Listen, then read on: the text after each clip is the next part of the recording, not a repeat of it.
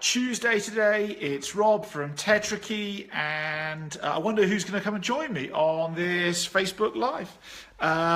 It's episode number 126 of Tetrakey TV, and so no matter where you're watching us, Instagram, where else could you be?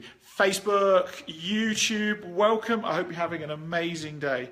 And I've just got cramp in my foot, so that's why I'm wandering around with my phone.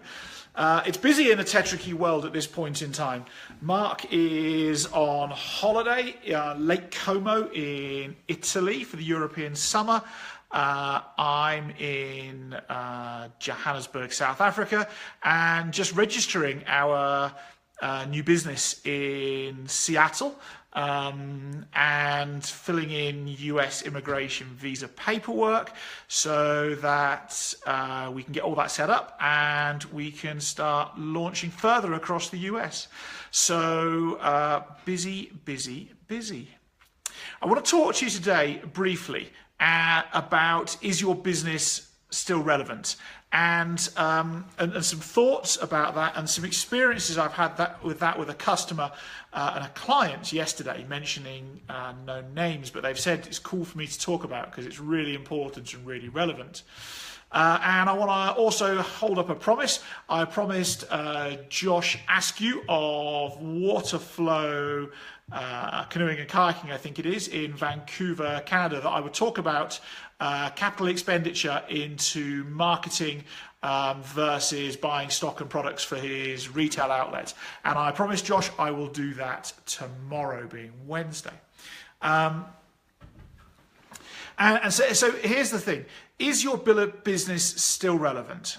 Well, let's just think about this for a second. Your business becomes less relevant if you know it's less relevant if you keep doing the same thing. So your marketing budget remains the same and your strategy remains the same. Sales remains the same strategically, how you go about your sales. And yet we're not closing sales. We're not maintaining or increasing the volume of business through the business.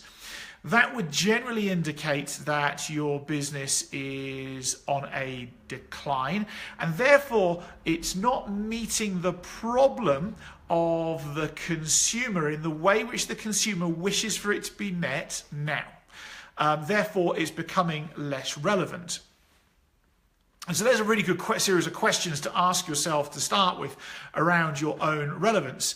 Are you still relevant? If you're doing the same marketing in the same way, in the same volume, and the same sales strategy, and yet you're not increasing or maintaining your sales volume, or you're being outplayed in the industry by a competitor, that will give you an indicator on your level of relevance. And then we think about, well, how do we stay relevant, and how do we measure that, and what do we measure that against? And here's the thing. I know that as leaders, executives, business owners, that you're willing and able to change. And I applaud you for it, because change is tough. Change is hard. I was working with a business yesterday who is changing and adapting and moving forwards and doing it at a pace for them that is comfortable for them. Here's the problem, though. The problem is that at that pace that's comfortable for them, they're still seeing that decline in sales volume. And then we start asking ourselves why. Because see, all too often is we measure our own metrics against competitors in terms of change. Or what are they doing? How close are we to them? And we measure it about our level of comfort, how much we're willing to change, and often willing to change personally inside ourselves. From my perspective, the only true metric to measure whether or not we're changing rapidly enough and therefore we're staying relevant in doing that is measuring ourselves against consumer or customer behavior. You see, the customer may well still have the same problem, but they may wish for it to be solved in a different way now. And so what is it that you're measuring your rate of change against? And how are you putting numbers against that to measure about whether or not you're changing fast enough? In my general rule of thumb, when I look at pace of change and how quickly a business should and does need to change, I would say that if the rate of change is significantly uncomfortable for you, you're probably changing and innovating fast enough. If the rate of change is comfort or just a bit uncomfortable, then probably you're not going fast enough. Probably the world about you and the consumers is moving fast and faster than you are, and therefore they're going to leave you behind eventually.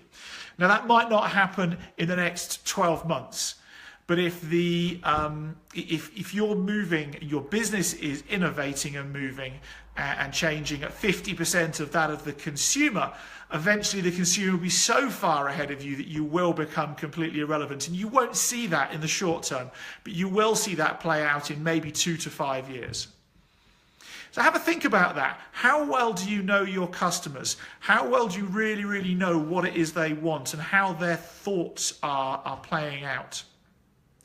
I'm sat here in South Africa at this point in time where businesses are struggling to catch on with the tech side of things. Although the work from the Bill and Melinda Gates Foundation evidences that most financial transactions, I think about 98%, will be done via a mobile device by 2026. Go and play that out, and that's in sub-Saharan Africa. Go and play that out for your business if you're watching this from Johannesburg. That huge percentage of transactions is going to happen via a mobile device. And by the way, that's all financial transactions, from mortgages and bonds through to insurances, through to banking. And here's the thing. Whether or not you believe it's possible, whether or not you believe it will happen is irrelevant if you work in those sectors, because the customers will want to do it like that. So how is it that you're innovating and moving to that timeline? 2026 is just round the corner.